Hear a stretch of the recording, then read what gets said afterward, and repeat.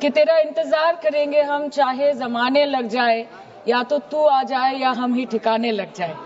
वो दिन के जिसका वादा था, इस सरकार के नेकी का जो इरादा था, जो इरादे 2014 में काफी बुलंद थे, पर 2024 के आते आते इनके नीतियों में कुछ थोड़े बहुत घमंड थे।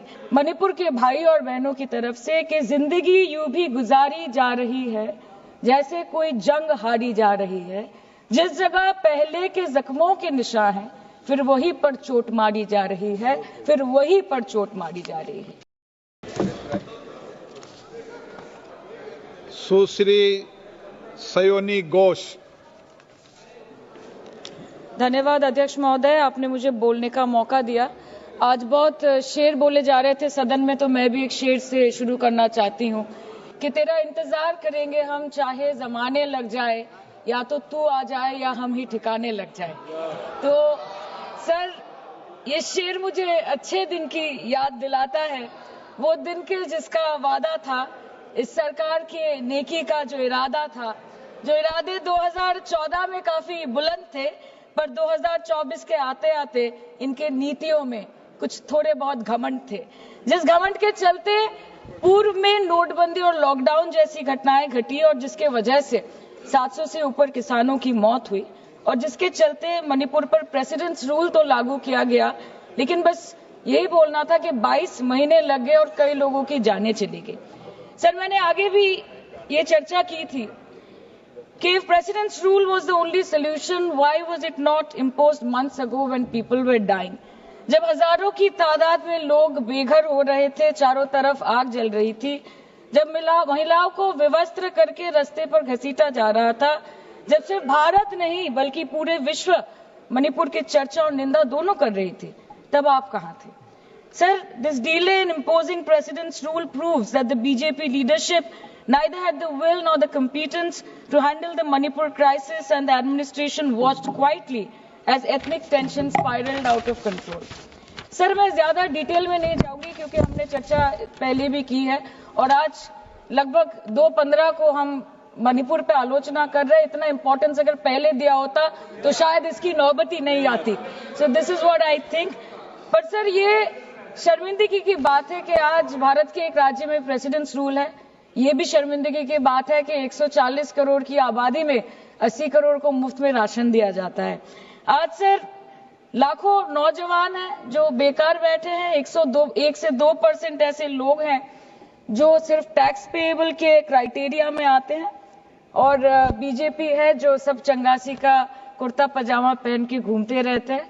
ये दिखाने के लिए अच्छी बात है, लेकिन ग्राउंड रियलिटी कुछ अलग ही है। सर 2023 में टॉप 10 VPNR के रिपोर्ट के अनुसार मणिपुर में 212 दिन से ऊपर इंटरनेट शटडाउन किया गया था, a total of 5088 hours, marking it the second highest after Jammu and Kashmir. This led to huge economic loss in Manipur, approximately 3,157 crore. The economic blockade in Manipur, affecting the two main national highway, lasted for 66 days, with rough estimates of loss of around 250 crore per day, which is a whooping rupees 17,000 crores in over 2 months. Over 67,000 people were forced to leave their homes and cramped up in only 360 relief camps. Nearly 12,000 people fled to Mizoram. Approximately 7,000 people sought refuge in Nagaland, Assam and Meghalaya. Over 1,700 people taken refuge in Kachhar district as of June 2024.